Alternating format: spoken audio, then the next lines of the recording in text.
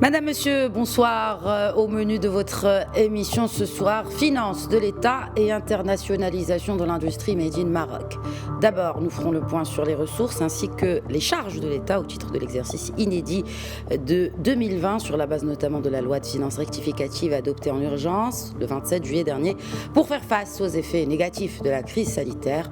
Et ce en compagnie de notre invité, le professeur Mohamed Karim, chef du département d'économie et de gestion à la faculté de droit de Salé. Nous décortiquons avec lui l'exécution de cette loi de finances, son impact sur le déficit, mais aussi l'investissement, sans oublier les besoins en financement pour l'année que l'on commence. Ensuite, je reçois l'auteur du Policy Paper de l'Institut marocain d'intelligence stratégique, l'EMIS, consacré à l'analyse des perspectives d'évolution de la dynamique d'internationalisation de l'économie marocaine post-pandémie. Hafsa Al-Bakri, qui est chercheur en économie internationale, partagera avec nous les principales conclusions de son étude sur le positionnement du Maroc dans la nouvelle cartographie de la chaîne de valeur mondiale post-Covid. Bienvenue à tous.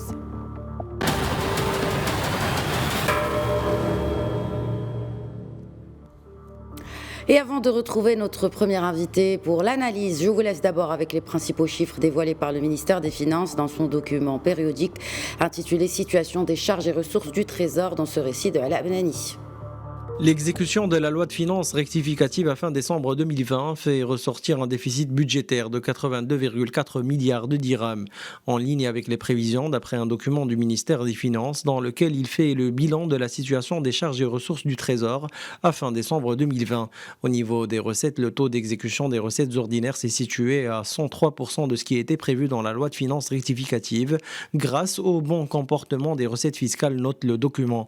De plus, l'exécution des recettes fiscale a dégagé une plus-value de 13 milliards de dirhams, ce qui a permis de compenser les moins-values constatées au niveau des recettes non fiscales. Du côté des dépenses, et malgré la hausse des charges de la compensation de plus de 1,7 milliard de dirhams par rapport aux prévisions, les dépenses ordinaires ont été contenues à 231,9 milliards de dirhams, dégageant ainsi un taux d'exécution de 97,7% par rapport aux prévisions de la loi de finances rectificative. Enfin, le document statistique révèle que les dépenses de biens et services ont affiché une économie de 6,2 milliards de dirhams, tandis que les intérêts nets de la dette ont enregistré une économie de près de 1,1 milliard de dirhams.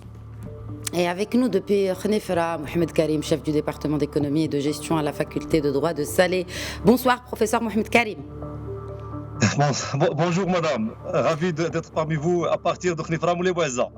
Bienvenue à vous, merci d'être avec nous en tout cas. Alors, est-ce une bonne nouvelle que l'exécution de la loi de finances rectificative soit en ligne avec les prévisions ?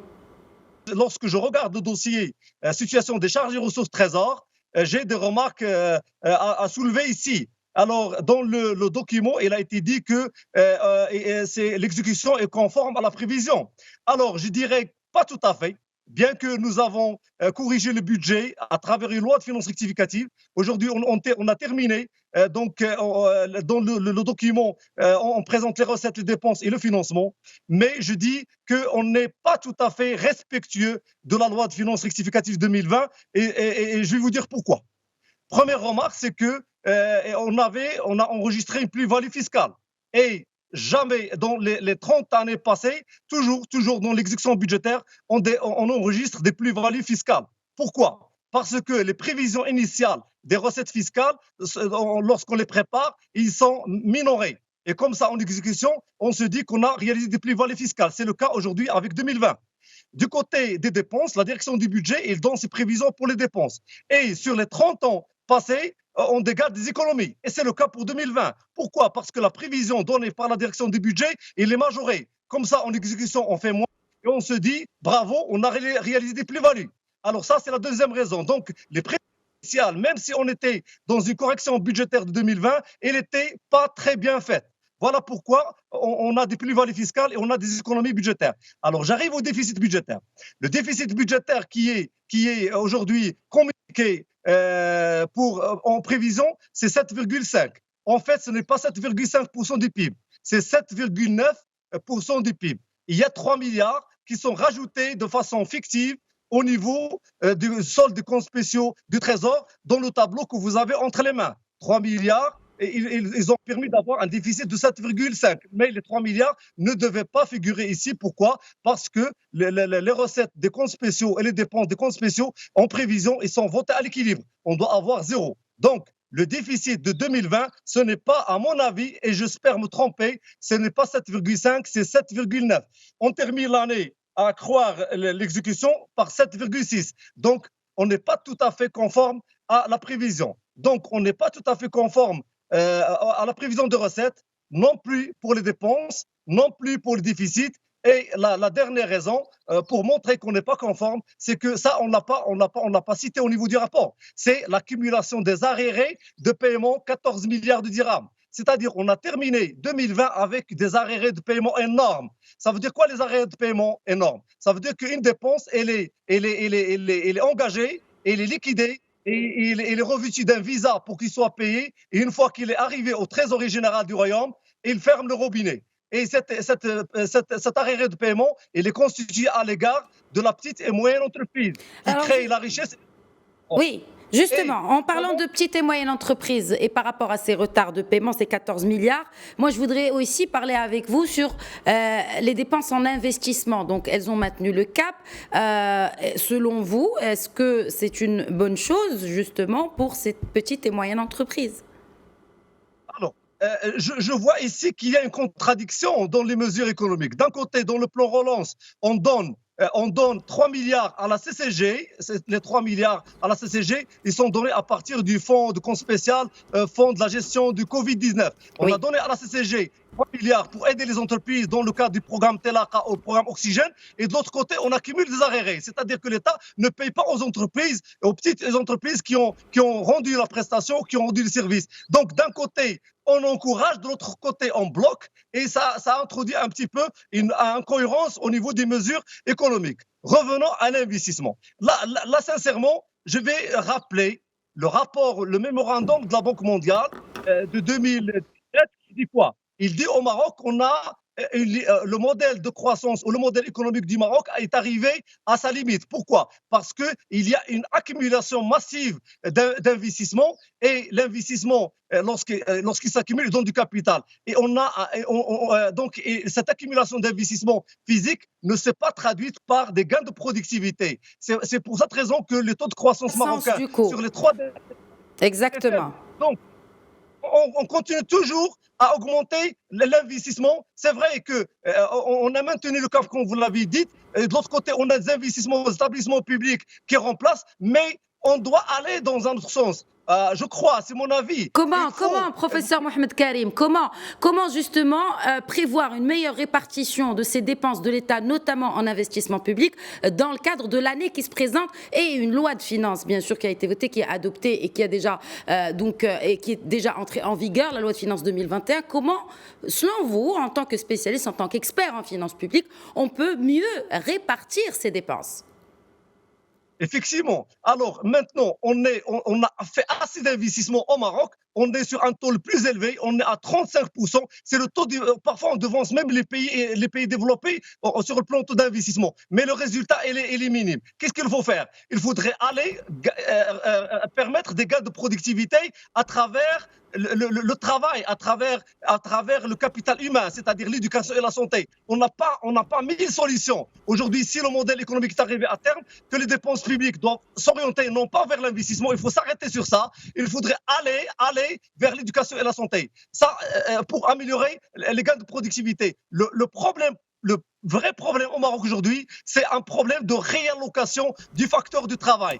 On a un problème de mobilité sectorielle du facteur travail qui n'est pas formé, c'est-à-dire le non qualifié, il n'est pas mobilisé d'un secteur à l'autre. Les qualifiés ne sont pas mobilisés d'un secteur à l'autre et même les talents ne sont pas valorisés. Donc, là, il n'y a pas mille solutions. Pour gagner la productivité, il faudrait aller maintenant virer vers le capital humain. Et ça a été une des recommandations aussi de la Banque mondiale, et ça a été notre recommandation depuis 2010. Et ça va être, je suis sûr, ça va être une des grandes orientations et recommandations de la Commission royale qui se charge aujourd'hui de concevoir un modèle de développement et un modèle de croissance. Il n'y a pas mille solutions, il faut aller vers le capital humain pour gagner la productivité. Je crois que effectivement, je reviens à la question d'allocation des dépenses publiques. Donc, on a la règle, le carré magique en la matière. Nous avons les dons qui permettent de financer le déficit. Aujourd'hui, les dons avec le Conseil de coopération du Golfe, ils sont réduits. En 2020, c'est 1,8 milliard, c'est pas grand-chose. On espère que pour cette année 2021 et les années à venir, décrocher plus de dons extérieurs. Les appuis budgétaires qui sont donnés par l'Union européenne dans les travaux que j'ai réalisés avec eux, on a trouvé, c'est minime, c'est 2% des recettes fiscales par rapport aux recettes fiscales du pays. Donc, il n'y a pas grand-chose. Du côté de la dette, elle a augmenté énormément. Et alors, sinon, mais comment, justement, le Maroc a fait plusieurs sorties, a réussi sur le marché international de la dette. Comment répondre aux besoins de financement, professeur Mohamed Karim, rapidement? Parce qu'aujourd'hui, il y a aussi cette question de la dette qui se pose. Alors, comment bien répondre à ces besoins de financement? Il y a cette question de la dette qui se pose avec acuité, et de l'autre côté, suite aux orientations de Sa Majesté, le roi, le 9-10-2021, il a dit que cette crise, elle a révélé un ensemble de dysfonctionnements et de déficits, et elle a eu un impact négatif sur l'économie nationale et l'emploi. C'est pourquoi nous avons lancé un plan de relance économique et un grand projet de couverture sociale. Aujourd'hui, le défi est comment financer ce grand chantier de couverture sociale pour couvrir les 22 millions de Marocains en situation de fragilité. Dans le projet de loi de finances 2021, on a dégagé 14 milliards et je ne suis pas sûr que le ministère des Finances pourrait collecter les 14 milliards dont il parle. Pourquoi? Parce que vous avez 5 milliards et demi qui doivent venir de la contribution complémentaire des 720 000 entreprises normalement qui travaillent en informel et dans lesquelles il y a 80% qui ne payent pas leurs impôts, et il y a uniquement 1% qui paye 5 000 dirhams l'année. Donc les 5 milliards pour moi c'est difficile de l'avoir. Idem pour les 8 milliards pour financer le régime de Ramed, qui vont venir du Fonds de protection sociale et de cohésion sociale, en partie du budget général d'État. Il y a pas mal de défis. Alors, je vais vous dire qu'est-ce qu'il faut faire ici. Rapidement, professeur Mohamed Karim, rapidement, il nous reste très peu de temps, s'il vous plaît. Rapidement, madame. Voilà. Et il n'y a pas mille solutions. Au Maroc, aujourd'hui, on doit rationaliser les dépenses, on doit s'arrêter de détourner les fonds publics, on n'a pas assez de moyens. Il faudrait que la dépense publique va vers un résultat. Il faudrait vraiment lutter contre les détournements de fonds en réseau. Et on a beaucoup de détournements de fonds publics en réseau. Et lorsqu'on vient sanctionner, c'est un réseau qui doit être sanctionné, et c'est un lobby, et finalement, on ne sanctionne personne. On n'a pas de dons, on ne peut pas aller dans la dette, on ne peut pas augmenter la pression fiscale, on doit aller vers la dépense publique, comme vous l'avez dit. Donc il faudrait le peu de moyens qu'on a, qu'on l'utilise à bon escient, et il faudrait que chaque personne qui détourne l'argent public soit mise dans la prison. On n'a pas de solution. C'est mon avis. Voilà, madame. Merci. Merci beaucoup. Merci, professeur Mohamed Karim, chef du département d'économie et de gestion à la faculté de droit de Salé, d'avoir répondu à nos questions.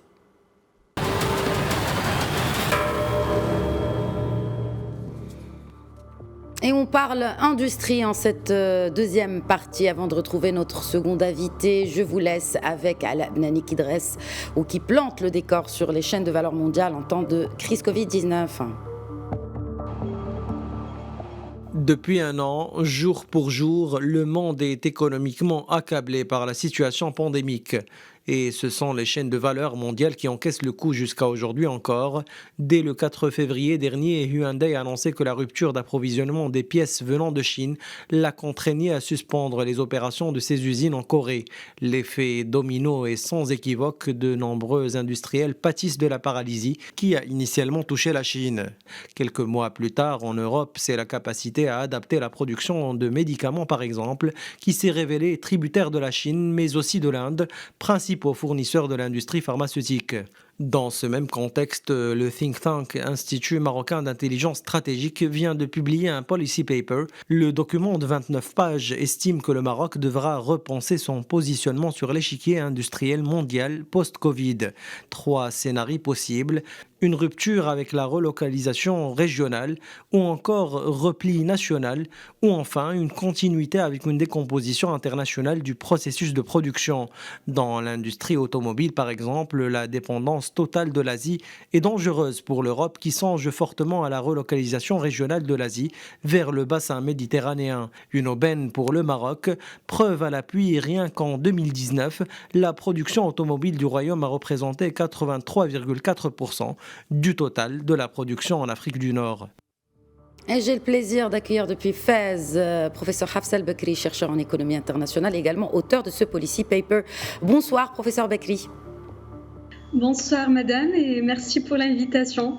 Merci à vous de l'accepter, d'être avec nous. Alors, le Maroc, clairement, affiche ouvertement des ambitions en tant qu'acteur régional majeur dans l'industrie. Comment pensez-vous que la situation actuelle pourrait jouer en sa faveur ?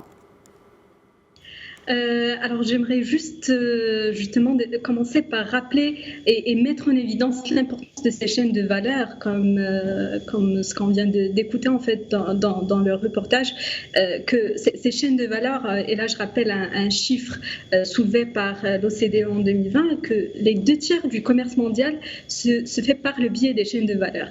Et donc aujourd'hui, ces chaînes de valeur ont été bouleversées, fortement frappées par la pandémie, que ce soit en termes d'impact direct, c'est-à-dire par la crise sanitaire, ou par d'autres effets indirects, notamment par le biais des chaînes d'approvisionnement, par l'impact sur la demande, que ce soit par une poussée de la demande comme ce qu'on a vu en début de crise, ou bien par le changement des politiques commerciales et d'investissement. Et là, je sous-entends bien sûr les nouvelles politiques de repli national et les menaces de rapatriement de la production dans des espaces nationaux. Alors, justement, ces chaînes de valeur ont été frappées. Et là, les données de l'OCDE qui ont été également reprises par le Centre du commerce international confirment que les 3 grands pôles qui ont été frappés par la pandémie sont la Chine, l'Union européenne et les États-Unis. Alors, selon toujours les mêmes estimations, les importations de l'Union européenne en intrants devraient diminuer de 147 milliards de dollars et les fermetures des usines, que ce soit en Chine ou bien aux États-Unis, devraient aussi entraîner une réduction du commerce mondial via les chaînes de valeur de 11%. Donc là, ça en dit long justement sur l'impact que c'est cette perturbation qu'ont connue les chaînes de valeur sur non seulement ces 3 grands pôles, mais également les répercussions en termes d'exportation de la chaîne d'approvisionnement dans d'autres pays. Et cela rappelle justement cette vulnérabilité à cause de la forte intrication qui existe entre les espaces de production dans cette organisation basée sur la décomposition, bien la fragmentation des processus de production à l'échelle mondiale, qui fait qu'un risque local peut être rapidement transformé en une menace systémique. Alors, quid de cet impact sur le Maroc ? Bien sûr, la tutelle a assuré que l'activité a bien repris sur l'essentiel de ses activités et que beaucoup d'emplois ont pu être pour le coup récupérés. Mais est-ce que vous pensez que le Maroc soit quand même protégé quelque peu des effets collatéraux, des dommages collatéraux de ces disruptions dues à cette crise Covid-19, notamment dans ces 3 pôles, soit-il en Europe, en Asie, aux États-Unis ?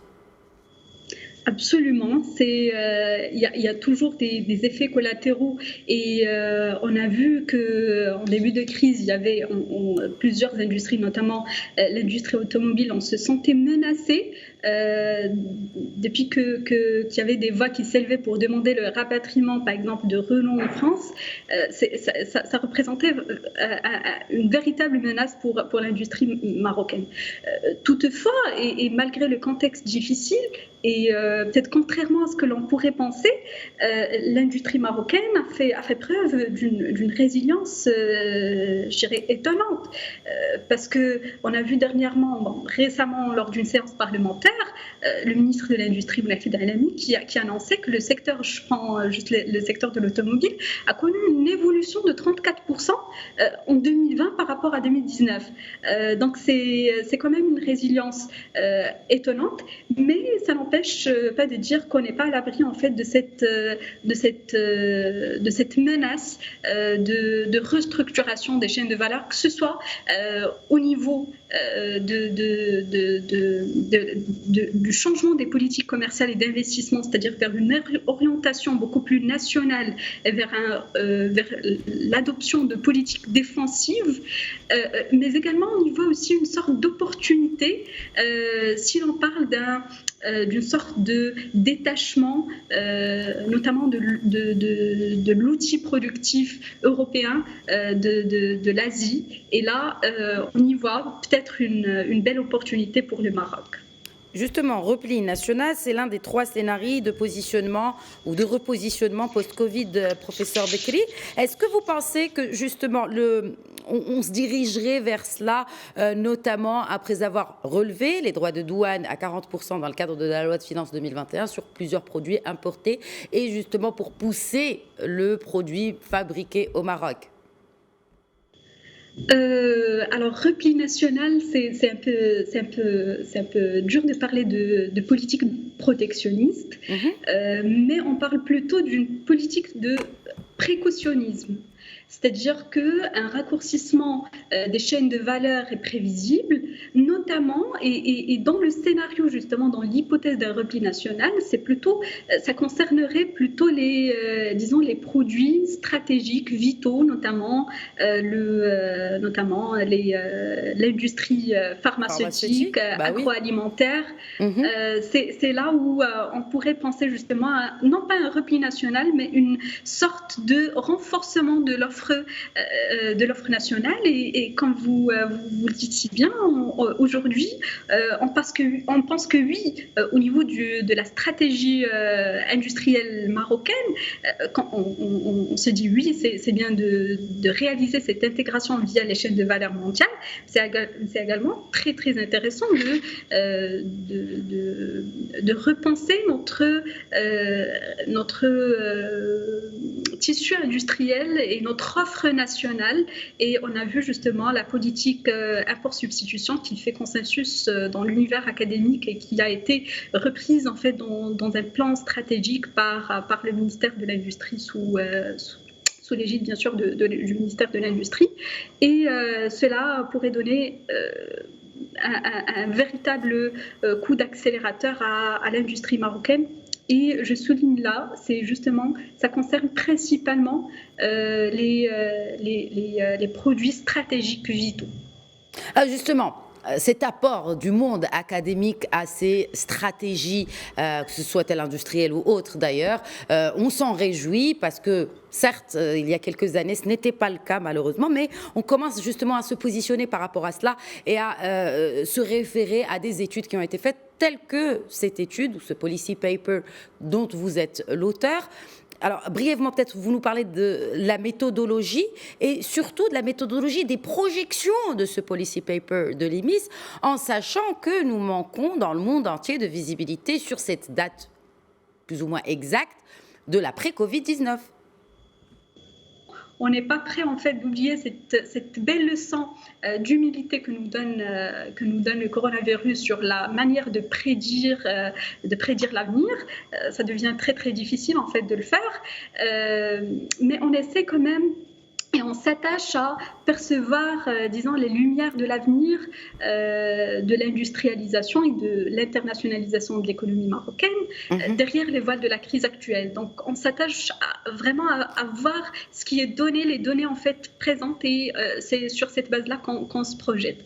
Alors, là, j'aimerais juste préciser qu'il s'agit justement d'une étude qui a démarré au sein de l'Université Euromed. Ça a pris forme avec, bien sûr, l'IMIS, avec ce policy paper, et ça continue aujourd'hui. On est en pleine préparation d'un travail plus costaud en matière de positionnement du Maroc dans les chaînes de valeur mondiale, dans le cadre d'un partenariat entre l'IMIS et l'Université Euromed, professeur Bekri, de l'université. Très bien. Quels sont les exemples aujourd'hui des chaînons à développer pour mieux positionner le Maroc dans cette chaîne de valeur mondiale post-Covid-19 ? Rapidement. Alors, très rapidement, je vais peut-être me contenter de prendre l'exemple de l'industrie automobile, parce que là, il y a tout un travail, comme je viens de dire, qui se fait dans ce secteur par une équipe dans laquelle je travaille sur le secteur automobile. Et dans le cadre des entretiens qu'on fait avec les différents opérateurs, notamment l'AMICA, on nous confie que justement, il y a des chaînons manquants. Et dans le cadre et sous l'égide de la Team Maroc, bien sûr portée par le ministère de l'Industrie, l'AMDI et l'AMICA et d'autres acteurs de l'industrie, on voit qu'il y a justement des chaînons manquants et il y a tout un travail qui se fait pour aller chercher les industriels qui opèrent dans ces chaînons. Je cite à titre d'exemple le cuir dans l'industrie automobile, les écrans, les boîtiers de servitude de moteur, les pneus, la forge, tout cela ne se fait pas au Maroc. Et on cherche bien sûr à le développer et à positionner le Maroc dans cette industrie. Et bien sûr, sous l'hypothèse d'une restructuration régionale de l'industrie automobile, on se dit peut-être que si les constructeurs européens qui sont nos principaux partenaires pensent que la chaîne d'approvisionnement asiatique est quand même oui, longue et loin, on peut repenser cette industrie autour d'un espace géographique plus raccourci qui est justement l'espace euro-méditerranéen. Merci beaucoup, professeur Bekri, Hafsa Bekri, chercheur en économie internationale, d'avoir répondu à nos questions, d'avoir partagé avec nous les principales conclusions de ce policy paper. Donc vous êtes l'auteur. Merci. Merci à vous. Merci beaucoup, Madame Ehsan. Voilà, c'est la fin de Questions Écho. Très bonne soirée à tous.